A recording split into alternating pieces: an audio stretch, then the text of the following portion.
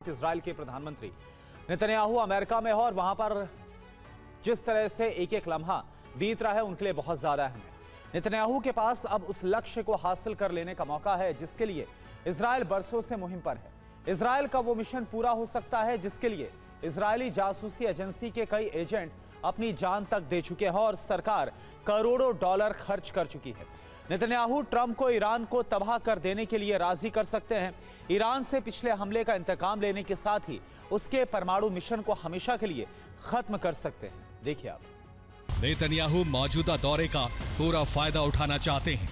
Netanyahu America को वार्ता में खास शर्त जोड़ने की मांग करेंगे। नेतन्याहू अमेरिका को ईरान के मिसाइल खतरे को लेकर बात करेंगे। नेतन्याहू अब जून में हुए हमले का इंतकाम लेना चाहते हैं। नेतन्याहू ईरान के परमाणु मिशन का संपूर्ण अंत चाहते हैं। नेतन्याहू ईरान की बैलिस्टिक मिसाइल शक्ति छीनना चाहते हैं। इजराइल एक बार फिर से ईरान में विरोध भड़काने का प्लान कर चुका है। ईरान में विरोधियों को एकजुट करने और प्रदर्शन करवाने की जिम्मेदारी मोसाद के एजेंट्स को दी गई है।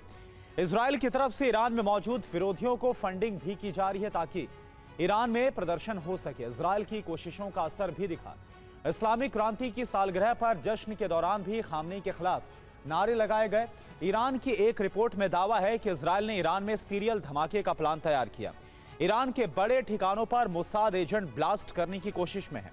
इजराइल के टारगेट पर ईरान की सेना के दफ्तर है। कार बम से भी ईरान के कमांडर्स और नेताओं पर हमले का प्लान बनाया गया है। देखिए आप। ईरान की घेराबंदी लगातार जारी है। उत्तर से भी ईरान को घेरने का अभियान शुरू हो गया है। आर्मीनिया अजरबैजान में अमेरिका ने तैनाती शुरू कर दी है। अमेरिका के कई कार्गो विमान इन दोनों देशों में पहुंचे हैं। माना जा रहा है कि यहां अमेरिका सेना और हथियार उतार रहा है। इजराइल के टारगेट पर ईरान का इस्फहान है क्योंकि ये लोकेशन बहुत ही ज्यादा अहम है।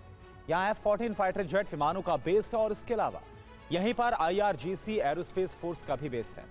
ईरान ने यहाँ पर केमिकल प्लांट भी लगाया हुआ है। इस्फहान पर भारी बमबारी हो सकती है क्योंकि यहीं पर न्यूक्लियर ईंधन का भंडार भी है। इस्फहान में सेना की 8वीं नजफ डिवीजन भी तैनात है। इस्फहान में ईरान की मिसाइल प्रोडक्शन की फैक्ट्री है और इन्हीं बड़े गोदाम, बेस और कारखानों की वजह से इसे IRGC का सबसे बड़ा ठिकाना माना जाता है। देखिए आप। पूर्व अमेरिकी विदेश मंत्री ने माना है कि ईरान में दंगाइयों को अमेरिका की ओर से बहुत मदद प्रदान की गई है।